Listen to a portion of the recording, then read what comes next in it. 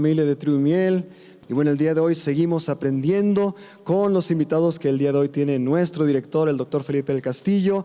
El día de hoy nuestros invitados especiales pues son el pastor Ofir Peña y pues Pipe del Castillo. Estemos atentos, no se desconecte y aprendamos el día de hoy.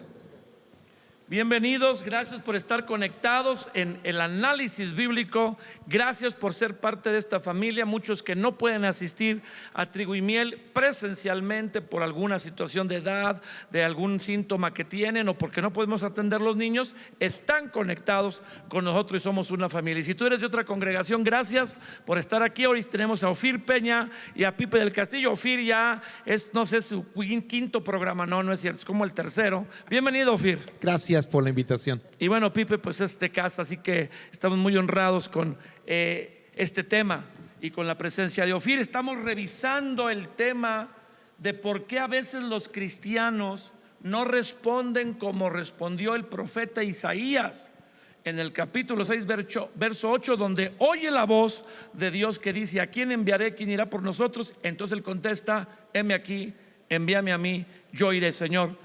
Y ese deseo de Dios de que otros le conozcan y que quiere que los hombres propongan, porque no nos obliga, pero que digamos: envíame a mí.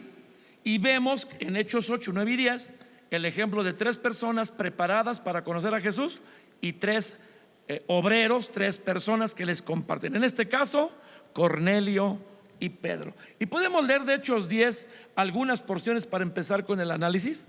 Sí, vamos a leer el versículo 10 de Hechos 10 y después nos vamos a saltar a otros versículos. Dice: y tuvo gran hambre Pedro y quiso comer, pero mientras le preparaban algo le sobrevino un éxtasis y vio el cielo abierto y que descendía algo semejante a un gran lienzo que atado de las 4 puntas era bajado a la tierra, en el cual había de todos los cuadrúpedos terrestres y reptiles y aves del cielo. Y le vino una voz y le dijo: levántate, Pedro, mata y come. Entonces Pedro dijo: Señor, no, porque ninguna cosa común o inmunda he comido jamás. Volvió la voz a él la segunda vez: lo que Dios limpió, no lo llames tú común. Esto se hizo 3 veces y aquel lienzo volvió a ser recogido en el cielo. Y mientras Pedro estaba perplejo dentro de sí sobre lo que significaba la visión que había visto, he aquí los hombres que habían sido enviados por Cornelio, los cuales preguntando por la casa de Simón llegaron a la puerta y llamando preguntaron si moraba allí un Simón que tenía por sobrenombre Pedro. Y mientras Pedro pensaba en la visión, le dijo el Espíritu: he aquí 3 hombres te buscan. Levántate pues y desciende y no dudes de ir con ellos, porque yo los he enviado. Y luego nos vamos al 24. Al otro día entraron en Cesarea y Cornelio los estaba esperando, habiendo convocado a sus parientes y amigos más íntimos. Cuando Pedro entró, salió Cornelio a recibirle y postrándose a sus pies adoró. Mas Pedro le levantó diciendo: levántate, pues yo mismo también soy hombre. Y hablando con él entró y halló a muchos que se habían reunido y les dijo: ustedes saben cuán abominable es para un hombre varón judío juntarse o acercarse a un extranjero, pero a mí me ha mostrado Dios que a ningún hombre llame común o inmundo, por lo cual al ser llamado vine sin replicar. Así que preguntó: ¿por qué causa me han hecho venir? Bueno, una de las cosas impresionantes de este Hechos 10 es que es el relato más largo del encuentro. O sea, y creo que vamos en aumento. En Hechos 8, el relato donde el funcionario etíope que está sobre los tesoros de la reina de Etiopía, la reina Candace, es corto. Cuando Saulo de Tarso, que se convierte en el apóstol Pablo, se encuentra con Jesús en Hechos 9, es más largo, y aquí es enorme. Y yo creo que también tiene que ver con la trascendencia. Aparte de este soldado, de este capitán, del soldado, un centurión romano, es la puerta que se abre para mostrarle al más recalcitrante de los prejuiciosos apóstoles de Jesús que también los no judíos necesitan el evangelio y a Jesús. Ofir. Creo que este capítulo en particular resuelve el problema de alguien que ya ha caminado con Jesús y que impide al evangelio correr. Uy. que es la religiosidad. Uf, Creo que toda la primera parte, todo lo que leemos sobre el lienzo, sobre la expresión, sobre lo que él dice, jamás, esta palabra es muy pesada porque tú no usas la palabra nunca, la palabra siempre, la palabra jamás con tanta ligereza. Si la usas es porque puedes respaldar eso. Cuando él dice jamás, sabiendo que está hablando con Dios, seguramente es un asunto muy intenso. Pero en realidad, creo que el conflicto más grande es que nuestra religiosidad puede ser el mayor estorbo, ni siquiera el diablo, sino puede ser el mayor estorbo para que otros escuchen el evangelio. Y pienso que deberíamos entrar en esta parte del tema de la religiosidad, porque la gente a veces no ha comprendido religiosidad en su más amplia. porque él es un apóstol de Jesús, pero es religioso. ¿Lleva cuántos años de haber caminado con Jesús? Fue entrenado por Jesús, pero Sigue siendo un religioso. tiene que mandarle una señal de este tamaño para que aprenda que tiene que ir con Cornelio. Ahora, ora, sí. ¿Ama a Dios? Sí. ¿Quiere servir a Dios? Sí. ¿Qué lo estorba? Su religiosidad. Y su religiosidad emana, al menos por la forma en la que la Escritura lo dice, de aquellas cosas que él no hace y otros sí. Soy mejor porque no hago esto. Para empezar, creo que estorba al evangelio compararnos. Uy, Compararnos es un nutriente y un alimento continuo y constante de la religiosidad en las personas. Puede dañar a la iglesia porque la religiosidad se encarga de construir argumentos y razones por las que el hombre no puede hacer algo, mientras que la fe en Jesucristo y la palabra de Dios nos da todas las razones por las que sí se puede hacer. entonces el lienzo representa esa religiosidad, o en el lienzo están los elementos más tradicionales de la religiosidad de Pedro que Dios le dice que rompa, porque la instrucción es que ve todo tipo de animales, cuadrúpedos, hasta reptiles, dice ahí, y que la palabra de Dios de la cual es el consciente, le dice mata y come. Sí, bueno, yo lo que... Aparte de ahí se saca que podemos comer de todo. Gracias a Dios, porque a mí me encantan las carnitas. Me too. Pero yo lo que veo es que a mí me llama la atención que dice que es un lienzo que estaba tomado de 4 puntos. Y a mí, Ajá. cuando yo veo 4 puntos, me viene a la mente inmediatamente los 4 puntos cardinales, me viene a la mente, o sea, de todos lados. O sea, que viene de todos lados. Entonces, está hablando énfasis en personas que van a venir de todos lados. Y luego dice que aves, reptiles. Yo personalmente pienso que los reptiles no son tan bonitos, ¿verdad? Bueno, Hay quizás algunas pieles de víboras tan bonitas pues para los hacer zapatos. zapatos aquí, pero así que yo veo un reptil y diga qué bonito esté. Entonces yo creo que la imagen que tiene Pedro no es una imagen agradable. Y después de que tienes eso que dices, ¿qué onda con eso? Dios le dice, mata y come. Es como una confrontación de algo que no es agradable, pero también algo que es en contra de lo que ya Pedro pensaba y que iba en contra de la religiosidad. Pero me llama la atención que el manto para mí representa que esas personas quizás no van a ser agradables, vienen con un montón de trasfondos distintos, diferentes, son muy distintos a lo que estás acostumbrado. Quizás en algún punto te pueda parecer hasta grotesco el entrar en contacto con esas personas, pero vienen de todos lados. Y yo quiero que gente de todos lados me conozca. Creo, porque Pipe ha tocado un punto neurálgico del evangelio. La religiosidad hace que veas la condición, no el corazón. Te impide ver lo que hay detrás de una persona. El amor de Dios no ve lo que eres, ve en lo que te convertirás. ¡Ey, tremendo! Y creo que Pipe se hubiera seguido, porque es justamente el hilo conductor del daño que la religiosidad le hace a un cristiano, Sí. le hace a un cristiano. Porque una de las cosas que Dios siempre le enseñó en el Antiguo Testamento a los que usaba era que siempre tomó y usó personas con condiciones complicadas como que esa fuera su lección. A un tartamudo, Como Moisés. como Moisés, personas que tenían deficiencias, escasez, gente pobre, de todo.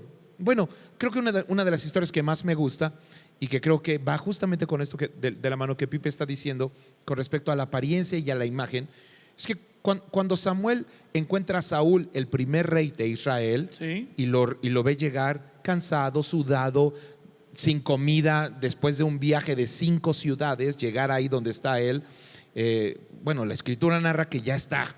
Imagínense, camina la ropa, apestoso, cochino. Samuel lo ve y Dios le dice, este es el rey. Y Samuel no aprende esa lección. Samuel es muy espiritual y es un hijo de Dios, un ícono de un siervo de Dios. Sí. Y sin embargo, cuando llega para ungir a David después de Saúl, Le pasa lo mismo. comete el error de dejarse llevar por la apariencia.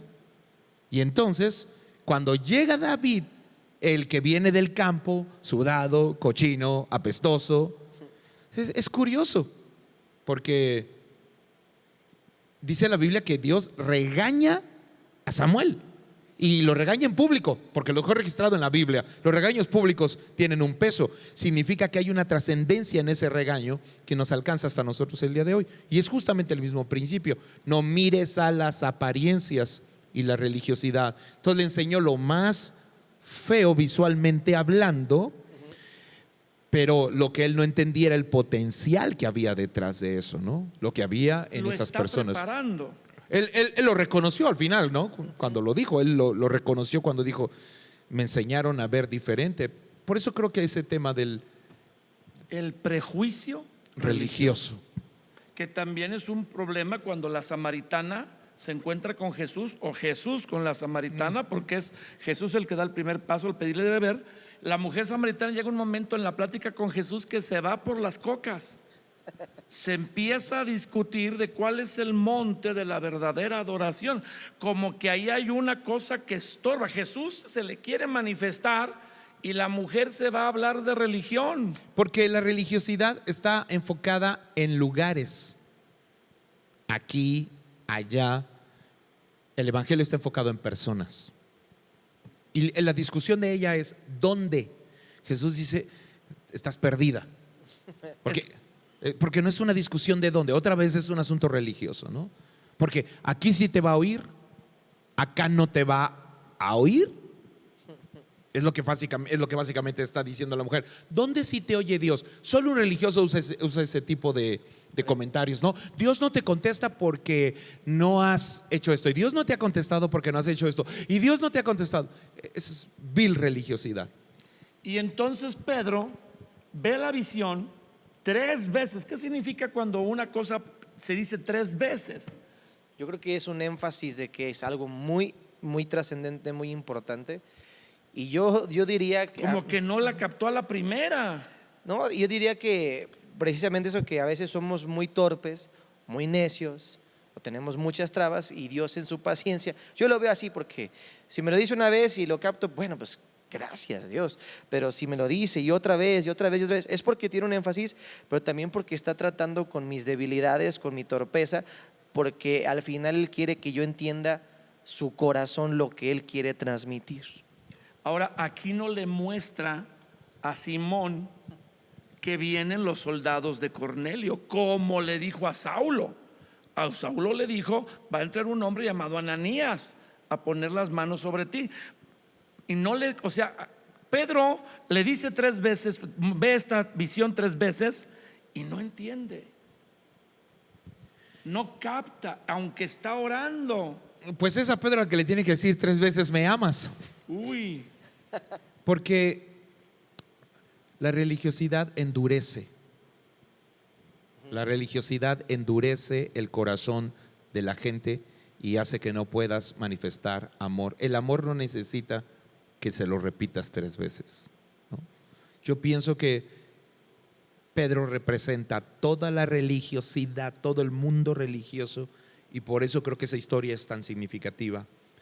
Creo que 3 veces significa que hay cosas que no se rompen a la primera, tienen que ser golpeadas una y otra vez. Y la religiosidad es una de las cosas más duras de romper en las iglesias y en las personas. No es especialmente de mucho interés en el tema, pero yo tengo una pregunta que ahorita nadie me la ha contestado porque no es como que la gente se mete en eso. En el manto que ve Simón, ¿estaban los animales vivos o eran pinturas? ¿Qué es lo que ustedes entienden sobre la explicación? Si dice mata, está vivo. Yo he dicho que él vio animales. No era una imagen holográfica o una proyección de cine. El manto contenía, me imagino que en pequeña escala, no le va a mostrar una vaca del tamaño real, ¿o no? Es que las visiones, toda visión que es acceso a una esfera espiritual no está sujeta a los estándares de la Ya, materia. ya.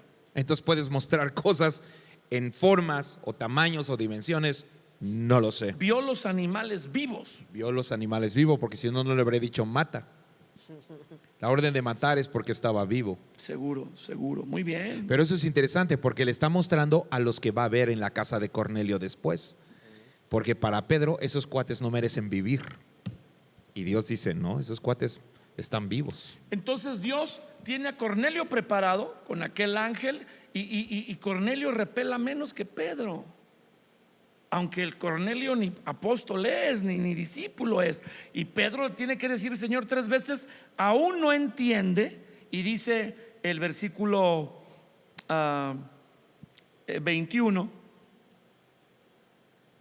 Versículo, entonces Pedro, descendiendo a donde estaban los hombres que fueron enviados por Cornelio, le dijo, he aquí, yo soy el que buscan. ¿Cuál es la causa por la cual han venido? Hasta ahí como que entiende, ¿verdad? ¿O no, Pipe? Sí, hasta ahí como le cae el 20. No llames tú común lo que yo he limpiado. Sí, ahora a mí también me llama la atención que por qué le dice que mata y come. O sea, yo pienso que no nomás era un asunto de comer. ¿Tenía hambre? Bueno, sí, seguramente porque le estaban preparando alimento, pero yo creo que los judíos se alimentaban de ciertos animales puros que les eran permitidos. Y esos tenían la capacidad, vamos a decirlo así, tenían el permiso de satisfacer sus necesidades.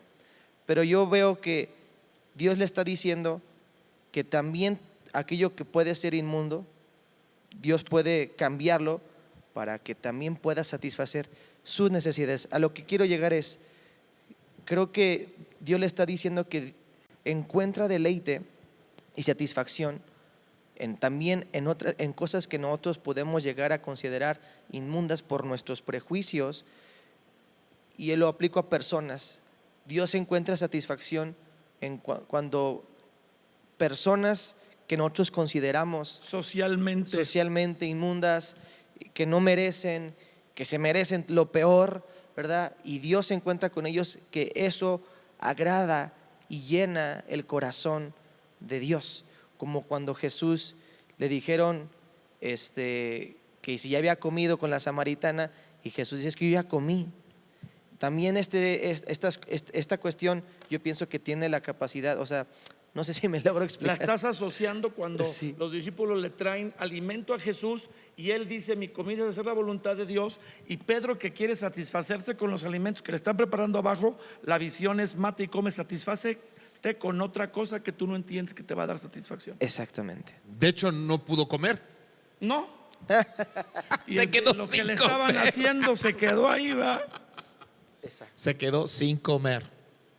Entonces se hospedó al soldado y al amigo que el pastor Ángel Flores nos decía que son los anónimos, pero que están ahí en la Biblia, gente que no resalta, pero que acompañaban. O sea, el soldado que Cornelio envió tenía que haber sido alguien muy confianza, y que le dijo Cornelio, y no se te ocurra que no viene, a ver qué haces. Creo que es muy significativo el hecho de que dice la Biblia que son muchas las personas que están ahí. Son muchas. Y pienso que el hombre debe entender que Dios nos hace Dios permite que seamos el centro de la atención con un propósito divino, porque la gente responde a la invitación de Cornelio.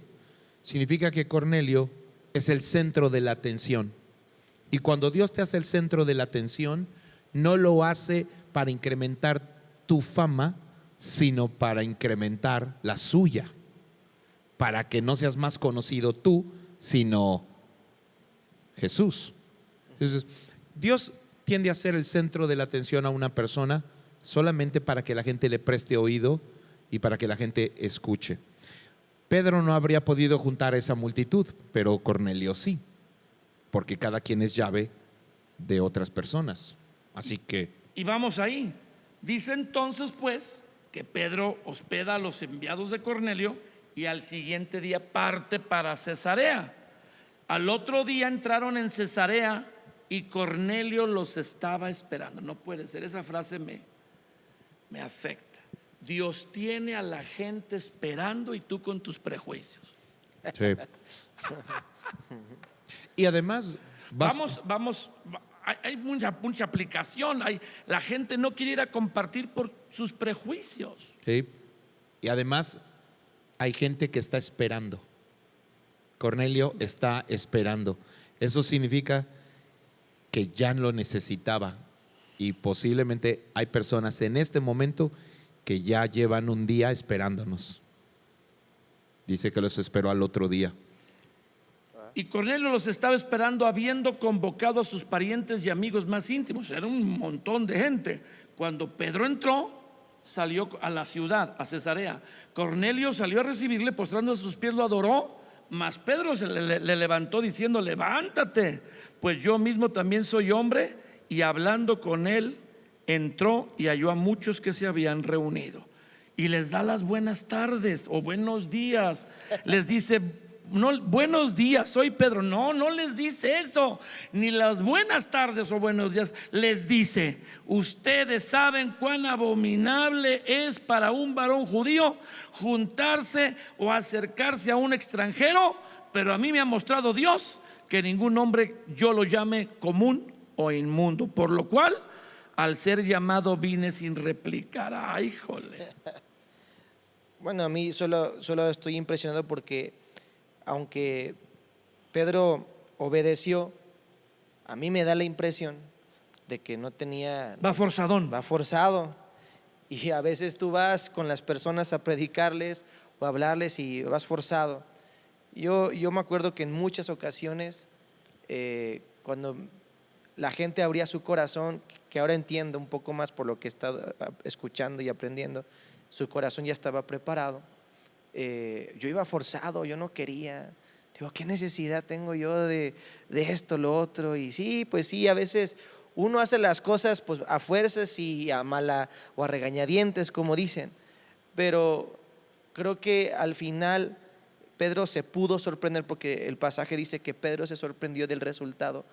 Y a pesar de nuestra obediencia con una actitud quizás no tan equivocada, pero al final imperfecta, Dios se glorifica. Y eso es lo que a mí me bendice, porque lo importante es obedecer. Es llegar a hacer lo que Dios te dice, aunque no te sientas cómodo, aunque vayas a regañadientes, pero hacerlo. Me recuerda la historia también de Jonás. Jonás, que fue a Nínive y fue a regañadientes. Él no quería, y seguramente su mensaje no era así con ustedes, corazón. hijos de, no sé, ¿verdad? Bueno, hijos del maíz aquí en México. Pero Dios utilizó eso, y a pesar del mensaje tan fuerte y quizás con palabras fuertes de Jonás, la gente se volvió a Dios. Porque estaba preparada. Porque estaba preparada. Igual que en este pasaje, a pesar del saludo tan gacho de Pedro, la gente respondió porque estaba preparada. Qué saludo tan terrible. Sí. Todavía existe su prejuicio. Ahí lo trae. O sea, ya le dio el manto. Ya las personas le dijeron la aparición del ángel con Cornelio, le relataron el testimonio del otro lado, y llega con prejuicio, y aún así lo va a usar Dios.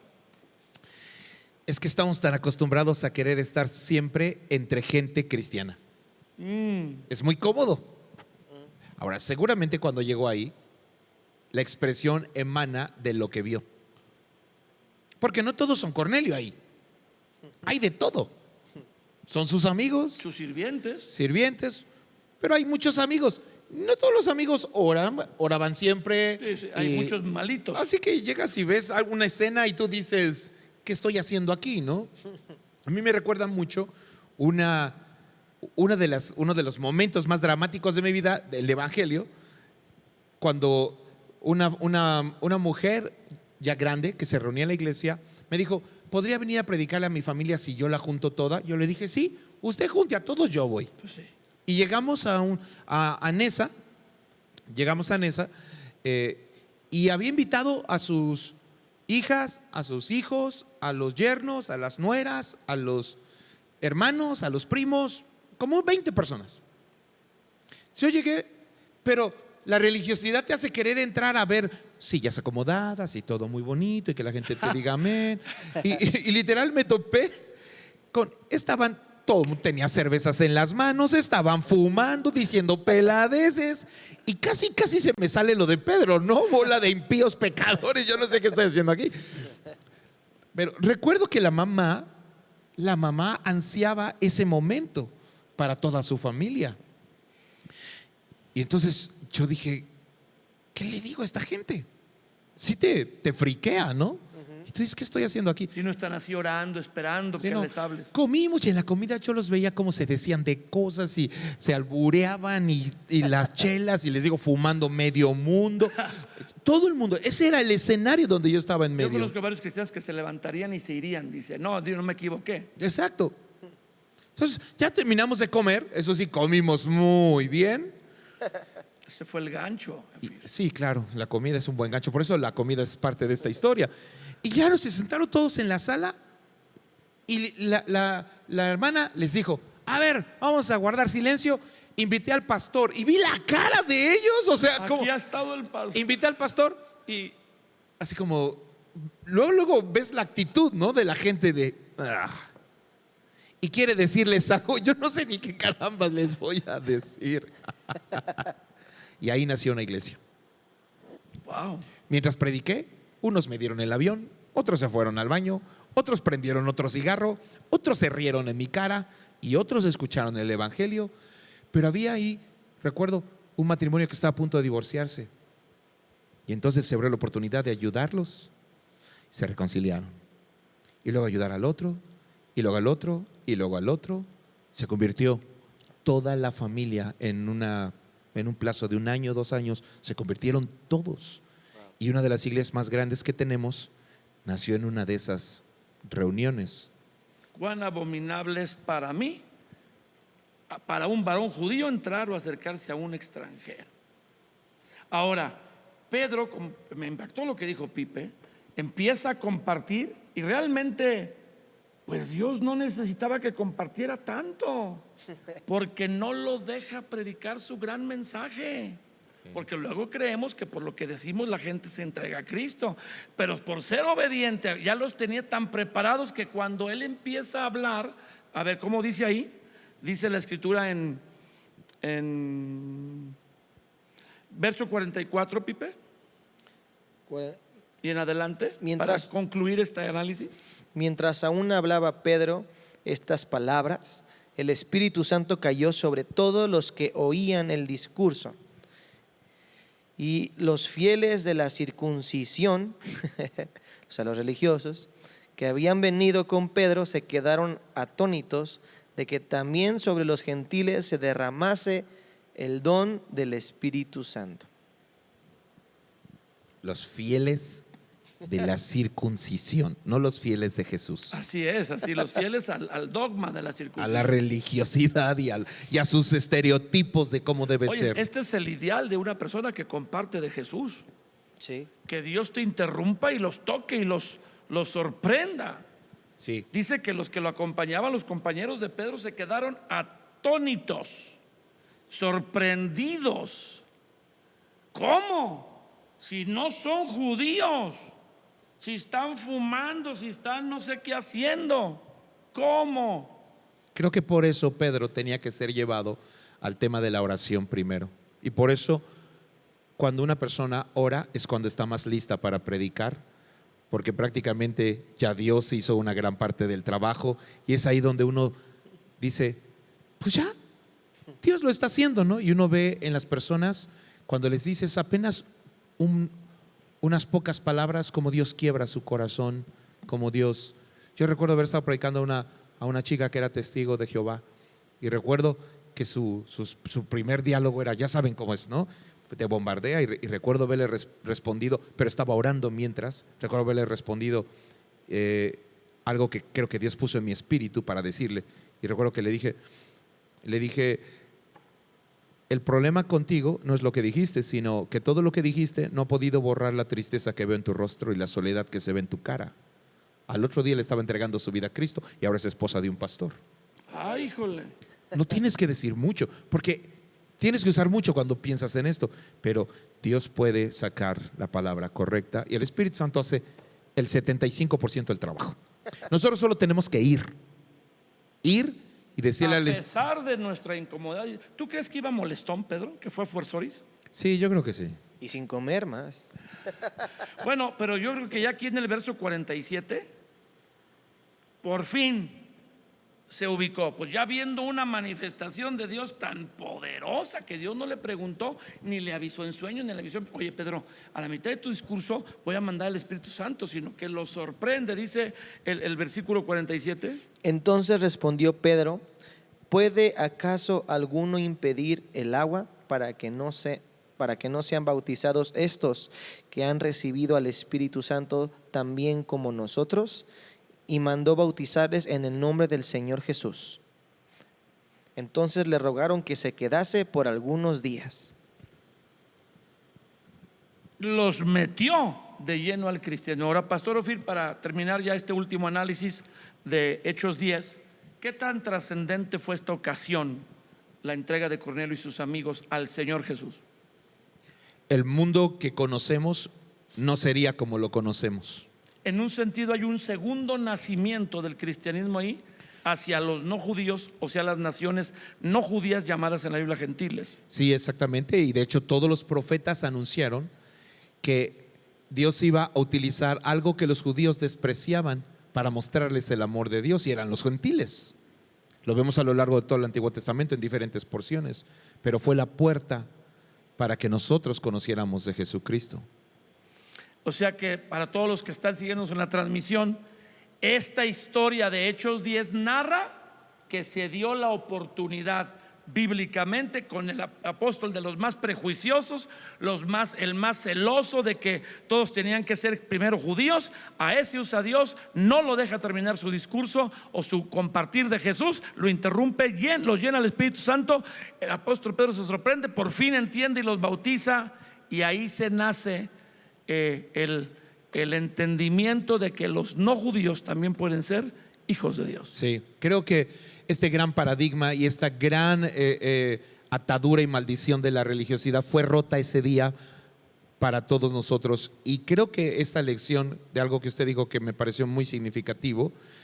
¿Por qué llevaba gente experta en el tema de la circuncisión? La palabra fieles significa que era gente promotora del tema. Es porque Pedro iba con la idea de hacer los judíos, no de hacer los hijos de Dios, sino de hacer los judíos. Porque a veces nosotros pensamos, primero tienes que ser religioso antes de que puedas ser Ven a trigo salvo. y luego te entregas. Exactamente. Y predicamos nuestra congregación, no a Cristo. Se van a entregar en su casa, en su taller mecánico, en donde sea que estén, ahí se van a entregar, y ahí va a comenzar algo que nos va a sorprender con el paso de los años. Pues un comentario final para terminar este análisis, Pipe, después de leer Hechos 10, la segunda parte aquí de cómo Pedro se preparó para obedecer a Jesús. ¿Qué podrías comentar? Que a mí me llama la atención que haya sido Pedro el que haya Dios escogido para hablarle a los gentiles y no Pablo, porque Pedro, como decían hace rato, El pastor pero- Ángel nos habló de esas líneas cruzadas. Sí, pero también veo que Pedro, como dijeron, somos llaves para puertas, pero Pedro no era una llave, tenía muchas llaves. Yo recuerdo que le dijeron a él que tenía las llaves Preach. y le iban a dar las llaves del reino. Entonces Pedro no era una llave solamente para gentiles, sino era la llave para que los mismos judíos, Abrieran. sobre los cuales él tenía influencia, porque la influencia es una llave, se abrieran y en una futura ocasión, cuando hubiera una confrontación sobre este tema, él tuviera la llave para decirles: no, esto ya se abrió, nadie lo puede cerrar. Dios abrió la puerta y nadie la va a De cerrar. hecho, pasó esto y todavía los cristianos no cambiaron. Se preparó el terreno para aquella reunión de Hechos capítulo 13, donde empiezan a discutir sobre que si es lícito y que los gentiles se entreguen. Sí, pero creo que lo que Pipe dice es exactamente lo más apropiado para concluir Y que esta traía parte. Pedro varias llaves. Ay, padre. Sí, traía ahí de todo, sí. Como Martín Lara en Trigo y Miel, que corre, y el llavero que trae suena como cascabel. Sí. ¿Cuántos judíos, gracias a eso, empezaron a predicar el evangelio sin prejuicios? Exacto. Realmente no estaba rompiendo sus prejuicios, estaba cambiando también el rostro de toda la iglesia cristiana de su momento. Pues tremendo análisis. Hechos 8, 9 y 10, las personas están preparadas y Dios quiere usarte a ti, que eres Felipe, o sea, representado por el Felipe de la Biblia, Ananías, o hasta Pedro, el prejuicioso pescador de Galilea. Nos vemos en el próximo análisis y espéranos para entrar a la oración.